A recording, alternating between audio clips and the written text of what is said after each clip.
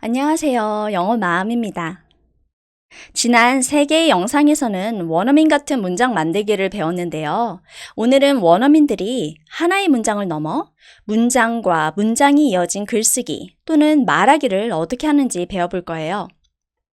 여기 문장은 다르게 쓰였지만 똑같은 단어를 사용한 똑같은 내용의 편지 A와 편지 B가 있어요. 이 중 하나는 원어민들이 썼을 법한 글이고 다른 하나는 영어 학습자들이 썼을 법한 글이에요. 이 두 편지를 같이 읽어보고 어떤 차이가 있는지, 어떤 편지가 원어민들에게 자연스럽게 느껴질지 한번 생각해 볼까요? A부터 읽어볼게요. Dear Joanne, I'm sitting here at my desk writing to you. Joanne, 나는 책상에 앉아 당신에게 글을 쓰고 있어요. A big lawn surrounded by trees. 나무에 둘러싸인 큰 잔디가 is outside my window. 내 창문 밖에 있어요. And a flower bed is in the middle of the lawn. 그리고 화단이 잔디 한 가운데 있어요. It was full of daffodils and tulips in the spring. 화단은 수선화와 튤립으로 봄에 가득했어요. You love it here. 당신 여기를 좋아할 거예요. You must come and stay home sometimes. 때때로 여기 와서 꼭 머물러요. We got plenty of room. 공간은 충분해요. Love Sally. 사랑을 담아 Sally. 이번에는 B를 볼까요? 푸른 글씨가 다른 부분이니 그 부분을 중점으로 보기로 할게요. I'm sitting here at my desk writing to you. 나는 책상에 앉아 당신에게 글을 쓰고 있어요. Outside my window is a big lawn surrounded by trees. 내 창문 밖은 나무에 둘러싸인 큰 잔디예요. And in the middle of the lawn is a flower bed. 그리고 잔디 가운데는 화단이에요. It was full of daffodils and tulips in the spring. 그 화단은 봄에 수선화와 튤립으로 가득했어요. 나머지는 A와 같습니다. 그럼 A와 B의 차이를 아시겠나요? 어떤 글이 원어민이 선호하는 글일까요?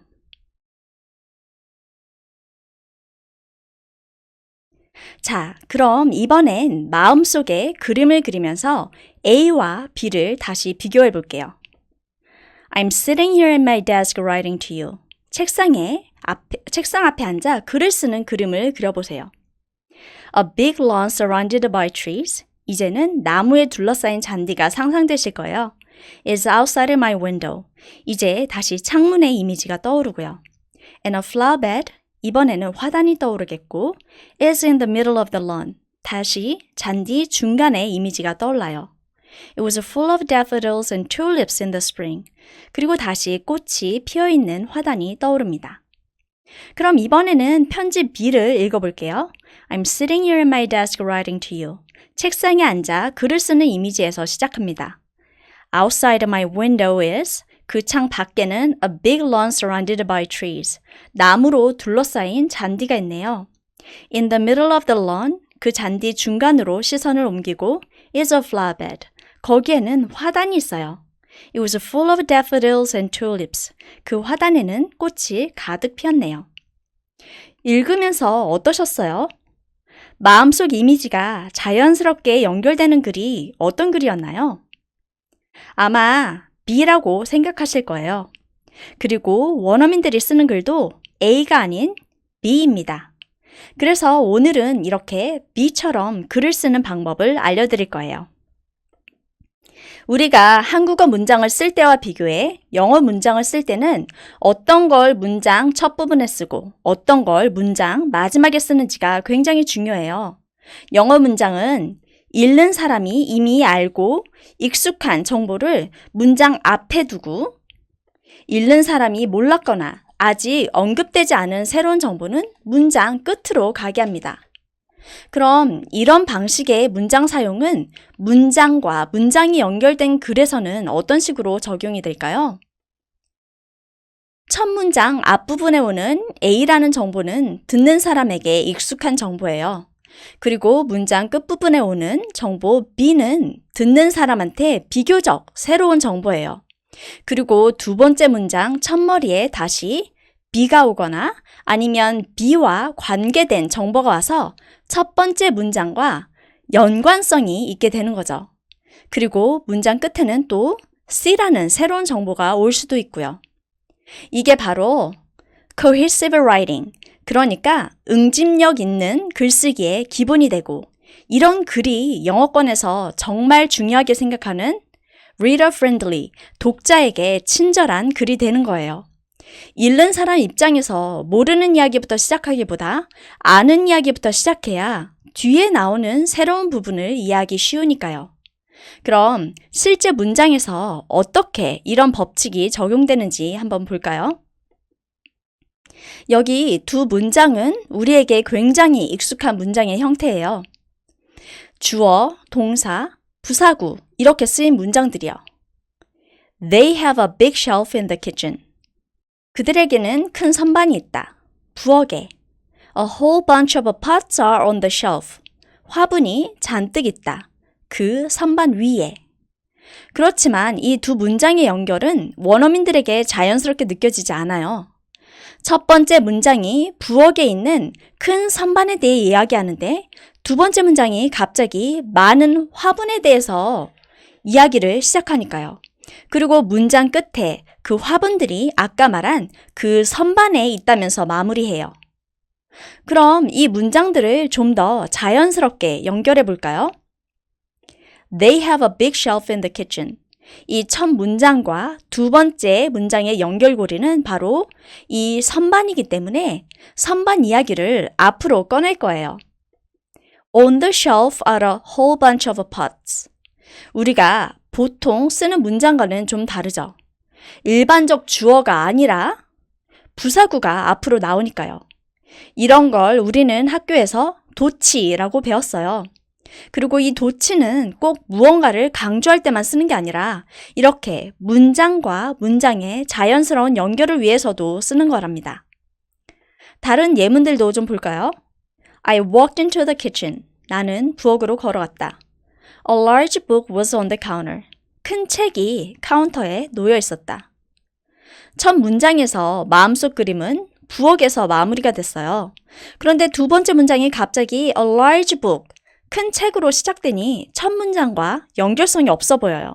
그런데 문장 끝에 on the counter, 그 책이 부엌에 있는 카운터에 있다는 사실로 첫 문장과 연결고리가 생겼네요. 그럼 이 문장들을 다시 자연스레 연결해봐요. I walked into the kitchen.